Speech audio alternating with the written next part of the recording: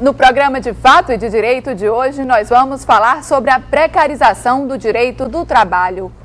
Uma ameaça que ronda os direitos de trabalhadores nas economias no mundo. A precarização nas relações de trabalho é muitas vezes justificada pelas mudanças socioeconômicas das últimas décadas.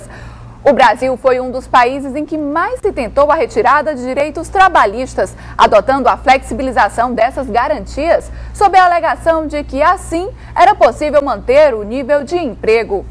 Uma estratégia que provoca protestos e polêmica. Vamos ao fato. Com muitas mudanças na economia, o mundo do trabalho vem experimentando rotatividade e desemprego e o crescimento do mercado informal. Com esse quadro, tentaram criar novas formas de relação e contrato de trabalho. Hoje, o mercado informal já representa cerca da metade da população economicamente ativa no país. Além disso, o surgimento de novas formas de contratação tem gerado relações de trabalho atípicas. A rotatividade dos trabalhadores também se tornou comum, já que não há uma política de manutenção do emprego. Com isso, há um número crescente de dispensas imotivadas, o que faz aumentar as demandas oriundas de conflitos individuais de trabalho. A precarização dos direitos de trabalho tem sido causada e tem sido muito frequente nos últimos anos, decorrente de uma série de fatores socioeconômicos. Mas um deles prepondera, que é o fator cultural. Tanto os empregadores e muitas vezes os empregados acabam, estes últimos, aceitando uma relação de trabalho precária em razão da situação desfavorável em que se encontra. O resultado de tudo isso é o acúmulo de processos com lentidão da prestação jurisdicional, pois o número de juízes e servidores da Justiça do Trabalho não aumentou na mesma proporção. Outro indicador relevante dessa situação é a taxa de congestionamento dos processos, principalmente na fase de execução. Aqui na 7ª Região, por exemplo, no total de processos que tramitam no primeiro grau da Justiça Trabalhista em 2008, mais da metade não foi julgada no mesmo ano e ficou acumulada nas varas. A informalidade a gente se depara muito no dia a dia, né? Não são raros os casos de ações trabalhistas, né, nas quais o empregado está atrás, né, está procurando a justiça para que a justiça obrigue, né, o seu empregador a assinar sua carteira, a recolher o fundo de garantia, a fazer os recolhimentos previdenciários. Essa aí é uma das demandas mais frequentes que nós temos. Mesmo com a precarização nas relações de trabalho, as pesquisas revelam que o número de casos que chegam à Justiça do Trabalho é muito menor, porque muitos trabalhadores deixam de ingressar na Justiça para reclamar de seus direitos. O que eu vejo importante hoje para combater essa prática é ampliar a coletivização do processo. Muitas reclamações trabalhistas individuais em que são constatadas irregularidades poderiam ser resolvidas de uma só vez numa ação civil pública. O direito do trabalho, como todo direito, é feito pelo homem para servir ao homem. Então é normal que quando existem mudanças no seu meio ou na sociedade, ele se molde a essas novas mudanças. Eu acho que a precarização deve ser vista não só quando nas épocas de crise, mas sempre que houver uma mudança estrutural. A necessidade de proteção aos direitos do trabalhador vem sendo defendida ao longo da história, visto que essa flexibilização pode afetar o mercado de trabalho, os salários, a jornada de trabalho ou as contribuições sociais. Para participar do programa de hoje, falando sobre a precarização nas relações de trabalho, nós convidamos o juiz do trabalho, Lúcio Flávio Apoliano Ribeiro, e o advogado trabalhista, José Lúcio de Souza. Sejam bem-vindos. Doutor Lúcio Flávio, com a mudança e os avanços da sociedade, as relações trabalhistas também mudaram. E a gente vê que existe hoje uma rotatividade no mercado de trabalho muito grande, o que vem gerando também um aumento nos conflitos individuais e a demanda da Justiça do Trabalho. Como tentar solucionar esse problema? Na verdade, não existe uma política das empresas de manutenção dos empregados, né, do nível de emprego. Certo?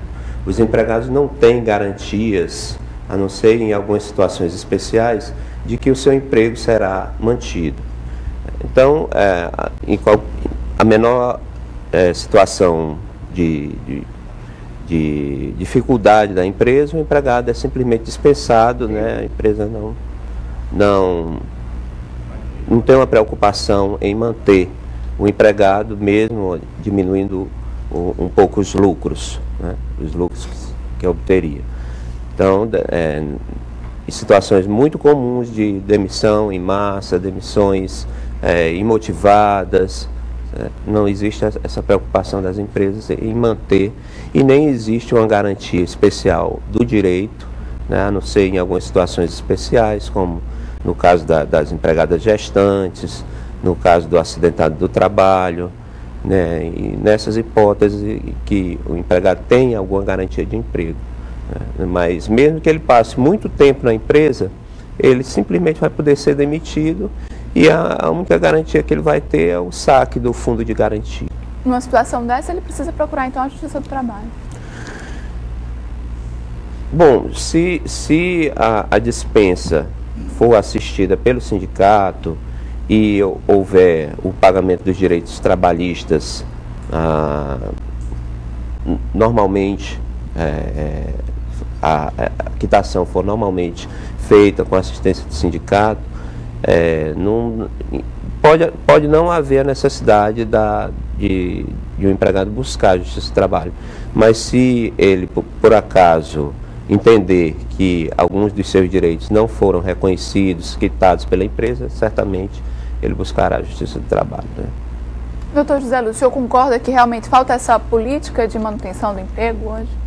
Na realidade, o que ocorre, de uma certa maneira, é o simples fato de que existem determinadas empresas, não só decorrente de crise, mas pelo fato de que não existe uma política de recursos humanos em que se invista no empregado. O que é que ocorre? Você contrata um empregado para fazer uma determinada tarefa, ele não corresponde àquela tarefa, àquele desempenho da atividade para a qual foi contratado, de imediato se contrata o outro que sabe desenvolver essa tarefa com mais eficiência. Isso ocorre muito, tem empresas que fazem isso constantemente. Então isso faz com que tenha essa rotatividade no mercado de trabalho. Uma das coisas que acontece hoje, que é atual, por exemplo, as pessoas que trabalham no telemarketing têm uma rotatividade imensa.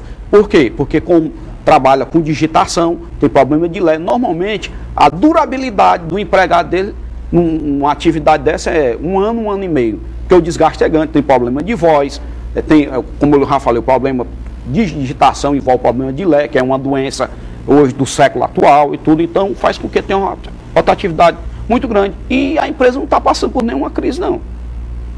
Está entendendo? O que ocorre?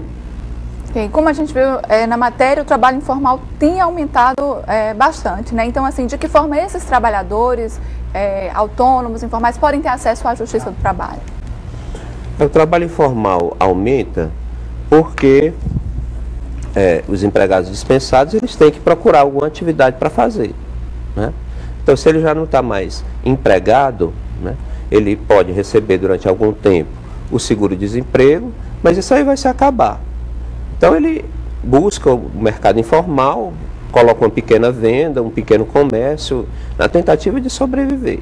Isso também contribui para a precarização na medida em que essas pessoas que se encontram nessa situação de dificuldade aceitam também chamados subempregos, situações em que os direitos trabalhistas não são respeitados, né, e se sujeitam a ganhar menos do que o salário mínimo ou algumas garantias que ele poderia ter que são legais, né, garantias legais.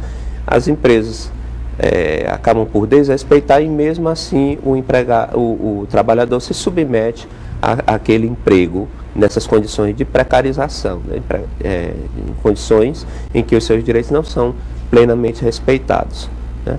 Então, aquelas pessoas que se veem desempregadas e que partem para um trabalho autônomo, de todo modo, nessa relação que se estabelece entre o trabalhador autônomo e aquele que toma o serviço, por exemplo, um pedreiro ou uma diarista, né, são pessoas que de repente estavam empregadas e que passaram para essa outra situação de fazer um bico, né? Então, elas ainda assim